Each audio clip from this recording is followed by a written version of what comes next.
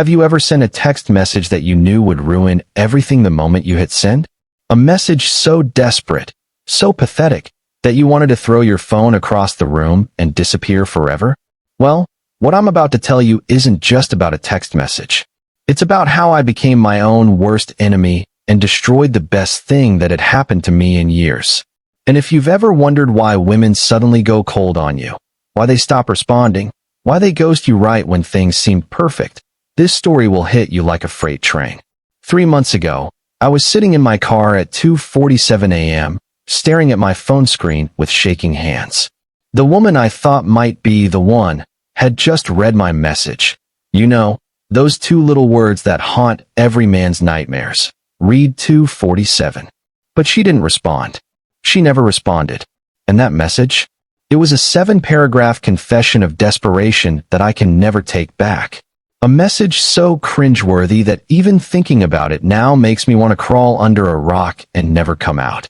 But here's the thing that'll really mess with your head. She was actually into me before I sent that text. Like, genuinely interested. I had her, and I threw it all away in one moment of complete panic. Let me take you back to where this nightmare began. Actually, let me take you back to where this dream began, because that's what makes this whole thing so brutal. Her name was Keisha. I met her at my buddy Marcus's housewarming party 6 weeks earlier. You know those moments when you walk into a room and everything just stops? That was Keisha. Not because she was some Instagram model or anything like that, but because when our eyes met across that crowded living room, something just clicked. She was standing by the kitchen island, laughing at something her friend was saying, and when she turned and caught me staring, instead of looking away awkwardly like most people do, she smiled. Not just any smile. This knowing, almost mischievous smile that seemed to say, "Yeah, I see you looking, and I don't mind at all. I'm not gonna lie to you. I'm not the guy who usually approaches women at parties. I'm the guy who stands in the corner, nurses one beer all night, and goes home alone wondering what if." But something about Keisha made me feel different. Confident, maybe? Or just desperate enough to finally take a shot. So I walked over. My heart was pounding so hard I was sure she could hear it over the music, but I walked over anyway. "You look like someone who has strong opinions about pineapple on pizza," I said. "Yeah, I know. Smooth as sandpaper." But she laughed. Actually laughed. "Controversial take," she said. "But I think people who hate pineapple on pizza are just afraid of happiness." And just like that, we were talking. For 3 hours straight. We talked about everything. Travel, books, weird childhood fears, that embarrassing phase everyone goes through in middle school. The conversation flowed like we'd known each other for years. By the end of the night, I had her number. But here's the thing that should have been my first red flag, and I completely missed it. When I asked for her number, she paused. Just for a second. A tiny hesitation that I brushed off because, hey, she gave it to me anyway, right? But that pause, that moment of hesitation, it was her testing me. And I had no idea I was even taking a test. Our first date was incredible. We went to this little Italian place downtown, nothing fancy, but the chemistry was undeniable. She laughed at my terrible jokes. I made her laugh so hard she snorted wine, which somehow made her even more attractive to me. When I walked her to her car, there was this moment, you know the one, where we both just stood there, and I thought about kissing her. But I didn't. I gave her a hug instead. A friendly, safe, completely non-threatening hug that screamed, "I'm terrified of rejection," louder than if I'd actually said it out loud. She texted me when she got home. "Had such a great time tonight. That tiramisu was dangerous." I stared at that message for 20 minutes, crafting and recrafting my response. I wanted it to be perfect. Funny but not try hard. Interested but not desperate. Cool but not cold. Night? I'm pretty sure they put crack in it. We should investigate further next time. She responded within minutes. I'd like that. I was on cloud 9. This was it. This was actually happening. The second date was even better. Mini golf and ice cream. Her suggestion, which I took as a great sign. She was competitive, trash-talking my putting technique and doing this little victory dance every time she got a hole-in-one. I was smitten. Completely, utterly smitten. But again, when I walked her to her car, I chickened out on the kiss. This time, Though, she gave me this look. I can't describe it exactly, but if I had to put it into words, it would be something like disappointment mixed with confusion. "You're really sweet, Stephen," she said before getting in her car. Sweet. The kiss of death wrapped up in what sounds like a compliment. That's when things started to change. Subtly at first, so subtly that I convinced myself I was imagining it. Her texts became shorter. Instead of "had such a great time tonight," that tiramisu was dangerous. I got "thanks for tonight." Instead of responding within minutes, she started taking hours. Then half a day. Then longer. When I suggested a third date, dinner at this new steakhouse I'd heard great things about, she said she was really busy with work stuff and would let me know when things calmed down. But here's the kicker that really messed with my head. I could see her active on Instagram, posting stories, liking other people's photos. She wasn't too busy for social media. She was too busy for me. And that's when I started to spiral. Because I knew that something had shifted, but I couldn't figure out what. I replayed every conversation, every text, every moment of our dates, looking for the exact second where I'd screwed things up. Was it something I said about her ex when she briefly mentioned him? Was I too eager when I suggested the third date? Did I smell weird? Was my deodorant not working? Did she think I was boring? Cheap? Ugly? The questions consumed me. I couldn't focus at work. I couldn't sleep. I kept checking my phone every 5 minutes, hoping for a message that never came. But what I was about to do next, what I did in that moment of complete panic at 2:47 a.m., that was going to make everything so much worse. It was a Friday night, and I'd been out with the guys trying to get Keisha off my mind. But every song that came on reminded me of something she'd said. Every couple I saw made me think about what we could have been. By the time I got home, I was drunk. Not blackout drunk, but definitely liquid courage drunk. And that's when I saw it. A notification that Keisha had posted an Instagram story. She was out at some bar with friends, looking absolutely stunning, laughing and having the time of her life. Without me. That's when something inside me snapped. All the overthinking, all the analysis, all the desperate need to know what went wrong came pouring out of me and onto my phone screen. I started typing, and typing, and typing.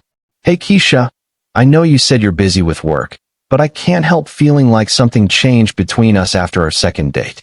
I've been replaying everything in my head, and I can't figure out what I did wrong. Was it something I said? Something I didn't say? I really thought we had something special, and I'm just confused about why you've been so distant lately, so cold. I can see you're active on social media, so I know you're not actually too busy to text, which makes me think you're avoiding me specifically. I just wish you'd be honest with me about what's going on instead of leaving me guessing. I really like you, Keisha. Like, really, really like you. I haven't felt this way about someone in years, and I thought you felt the same way based on our conversations and how well we got along. I keep thinking about that night we met at Marcus's party and how easy everything felt between us. What happened to that? I just want things to go back to how they were. I miss talking to you. I miss your laugh. I miss the way you made me feel like I could be myself around you.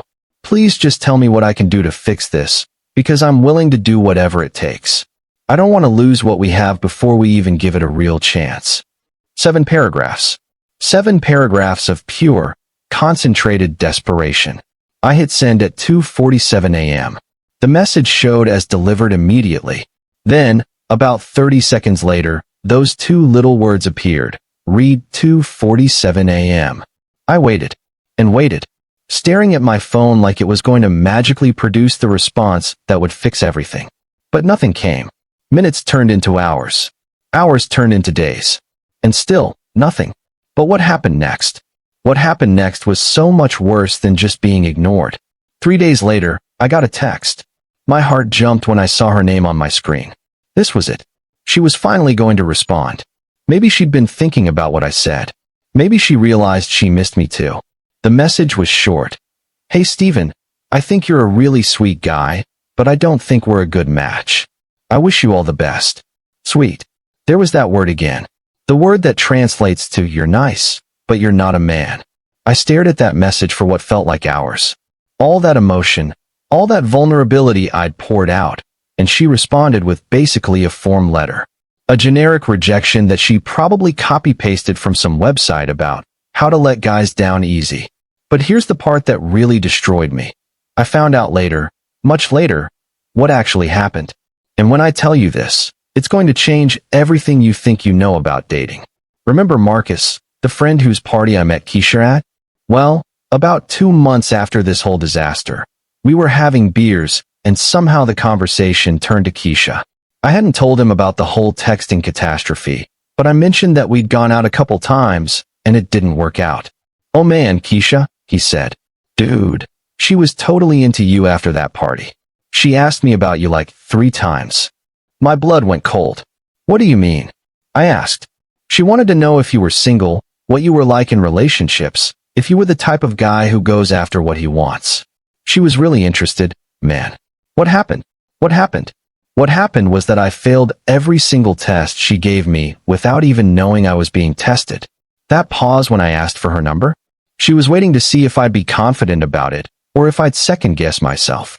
The moment at the end of our first date, when I didn't kiss her, she was testing whether I'd take charge or play it safe. The "you're really sweet" comment after the second date? That wasn't a compliment. That was her way of telling me I was being too nice, too safe, too predictable. When she started responding slowly to my texts, she wasn't losing interest. She was seeing if I'd chase her or if I'd have the confidence to pull back and make her come to me. Every single thing I interpreted as rejection was actually her giving me opportunities to step up and be the man she wanted me to be. And then I sent that text. That desperate, needy, 7-paragraph confession that confirmed every fear she had about me.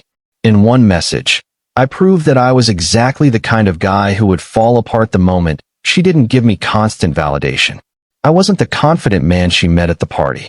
I was a boy pretending to be a man, and the moment things got uncertain, my true colors showed. But here's what really kills me about this whole thing. I could have had her. She wanted me to have her. She was practically begging me to step up and be the man she was looking for. Instead, I chose to be the victim. I chose to be the nice guy who gets confused when women don't respond to niceness with eternal gratitude and romantic interest. The worst part? This wasn't just about Keisha. This was a pattern I'd been repeating my entire dating life without even realizing it. How many other women had I lost because I couldn't read the signs? How many opportunities had I missed because I was too afraid to take charge? How many times had I chosen the safe option only to watch her walk away with someone who wasn't afraid to risk rejection? The answer was about to get a lot clearer and a lot more painful. I started thinking about every relationship, every almost relationship, every woman who'd ever called me sweet or nice or told me I was such a good guy. The patterns were identical. Emma from college, who I spent 3 months building a friendship with before finally asking her out, only to be told she didn't want to ruin what we have. Jessica from work, who flirted with me for weeks until I finally asked her to coffee, where she spent the entire time talking about the bad boy she was dating who treated her terribly but made her feel alive. Rachel from my gym, who gave me her number, went on 2 dates with me, then started dating the guy who hit on her while she was still out with me on our second date. I wasn't losing these women to better men. I was losing them to men who understood something I didn't. Women don't want to be worshipped. They want to be desired by someone who has the confidence to go after what he wants. But the real gut punch came when I saw Keisha's Instagram 3 months later. She was in a relationship with a guy who looked, well, he looked like the kind of guy I used to hate. Leather jacket, stubble, that cocky smile that says, "I don't chase women because I don't have to." In one photo, they were at what looked like the same Italian restaurant where Keisha and I had our first date. She was looking at him the way I desperately wanted her to look at me, like he was the only person in the room, like she couldn't believe her luck. And you know what the caption said? "Finally found someone who keeps me on my toes." Keeps her on her toes. The exact opposite of everything I'd done with her. That's when it hit me. I wasn't the victim in this story. I was the villain. Not because I was a bad person, but because I was my own worst enemy. I was sabotaging myself at every turn, and then blaming women for not appreciating my niceness. The truth is, being nice isn't attractive. Being a pushover isn't romantic. And being afraid to take risks doesn't make you sensitive, it makes you weak. Keisha didn't want a man who would write her 7-paragraph texts at 2:47 a.m. begging to know what went wrong. She wanted a man who would have kissed her on the first date, taken charge on the second, and had the confidence to know that if she pulled back, it was a test, not a rejection. I spent months after this doing what most guys do when they get rejected. I blamed her. I told myself she was playing games. I convinced myself that I was too good for someone who would test me instead of just being straightforward. But the reality is, women test men because they have to. They need to know that the man they're considering as a partner has the strength and confidence to handle whatever life throws at them. If you crumble the moment she doesn't text you back immediately, how are you going to handle real challenges? If you can't take charge in the early stages of dating, how is she supposed to trust you to lead in a relationship? If you need constant validation and reassurance, how can she respect you as an equal partner? The hardest truth I had to face was this. I wasn't ready for a woman like Keisha because I didn't understand what women actually want. I thought being nice and available and accommodating would make me attractive. Instead, it made me forgettable. But here's the thing that changed everything for me. After months of beating myself up over the Keisha situation, I discovered something that completely transformed how I approach dating and relationships. I learned that there's a difference between being a genuinely good man and being a nice guy. Good men have boundaries. They have confidence. They're willing to risk rejection because they know their worth. Nice guys are afraid. They try to earn love through people-pleasing. They avoid conflict, avoid taking charge, and avoid anything that might result in rejection. And women can sense the difference immediately. Look, if you're watching this video, chances are you've been where I was. You've sent that desperate text. You've wondered why women lose interest right when things seem to be going well. You've been told you're such a sweet guy, right before being rejected. The good news is, this doesn't have to be your story forever. What I discovered after the Keisha disaster was a system that completely changed how I interact with women. Not by becoming a jerk or playing games, but by understanding what confidence actually looks like and how to pass the tests that women naturally give men. How I finally stopped being the friend zone guy, without changing my personality. With one simple move, you can. Stop losing women that initially liked you, because you couldn't play the game. Re-enter the dating scene with confidence, at any age. Pass each and every one of women's secret tests. Unlock the Scrambler is the only system that combines eliminating the nice guy behavior ingrained in so many men with the most cutting-edge discoveries of modern psychology. So you can gain the attraction of women, project personal power, and avoid the "let's just be friends" speech for good. The link is in the description below. Don't make the same mistakes I made. Don't lose the next Keisha because you don't know the game is being played. Because trust me, once you understand these tests, once you know how to respond with confidence instead of desperation, everything changes. And Keisha? Well, let's just say our story didn't end where I thought it did. But that's a story for another video.